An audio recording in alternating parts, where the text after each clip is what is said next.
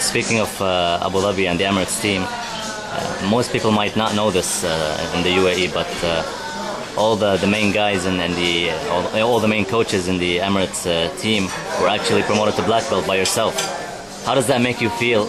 You know how far they have, they have come. And it was such an honor. It was such a touchful moment when I came over here and I saw guys like Carlos and Olavo and So Young and all the Brazilian top team guys. When I left Brazilian top team, it was almost 10 years ago, and we all went in different directions.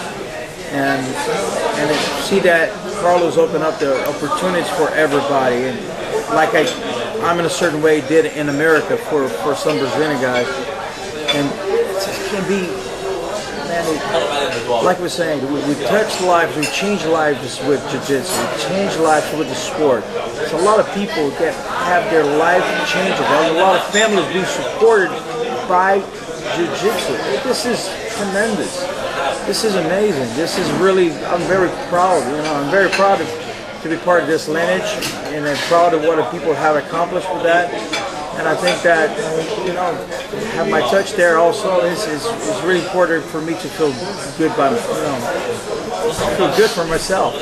That's important. I think that speaks highly of the people you have promoted or have taught before, because these guys have created something that's unprecedented in the sport. With the support of Sheikh Mohammed bin Zayed. Moving on to my next question about the schooling project. We started with 12 schools, and now it's double that number. So I think 4,000 students will be, or maybe more, will be. What I just have to say about this is that Sheikh Mohammed has been doing something that is unprecedented. It will never happen before, and I don't see a match for that. I see UAE being the best in the world in a couple of years. It's just, you can't regret that. You can't. The way he invests in the sport, the way he's built it up with things, it's just impossible not to have the best competitors in the world in Jiu-Jitsu coming from there. It's going to be a national sport. It's like almost like people. It's very strange. People talk about wrestling. They talk about Russia and Iran. And when you hear about Iran, and it's a national sport that fulfill their arenas with, that's what's going to happen to you for me.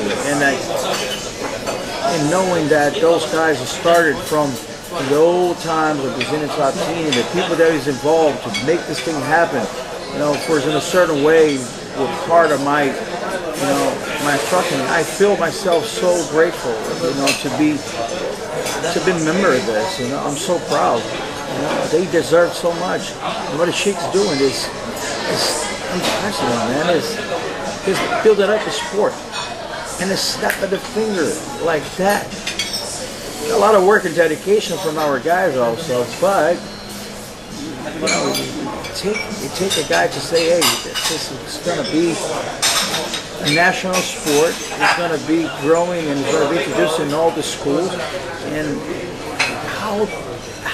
tell me how you guys are not going to be number one in a couple of years. It's just impossible to say. How this is not going to happen. Having so many people, it's like judo in Japan. Judo in Japan. Go in Japan and everybody practice judo when they're kids in the school. They're the best in their weight division. They're the best in judo. That's what's going to happen with you guys. That's what I can say.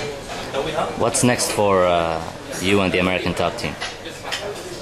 For us, American top team, we have this association, USA Wrestling, right now. We're expecting a lot of wrestlers coming down and training with us. We're working in a lot of franchisee and licensees, and we're expanding. We're having more than 60 professional fighters in all the levels. Our number of coaches are, tremendous, and I see us, pursuing the belts. We already have the largest mixed martial arts team in the world right now, and now just what we need is the belts. So we're after that. Do you think you're gonna add another major title? I mean, we know Mike Brown is the WEC champion.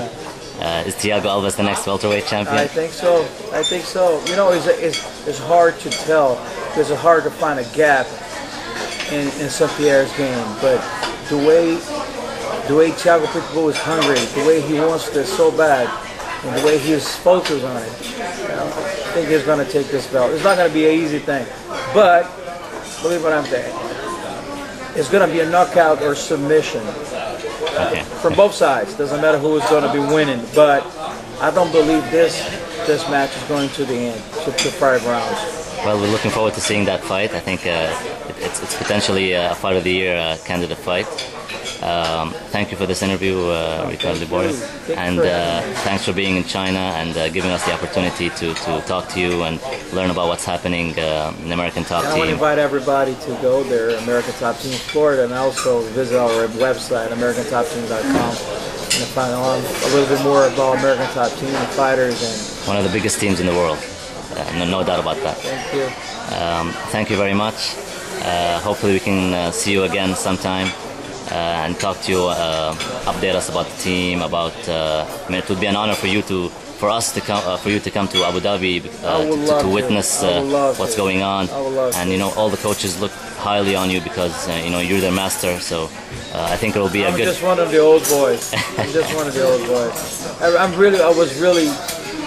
I was really grateful and even emotional when I saw all those guys, you know, with their wives and their future.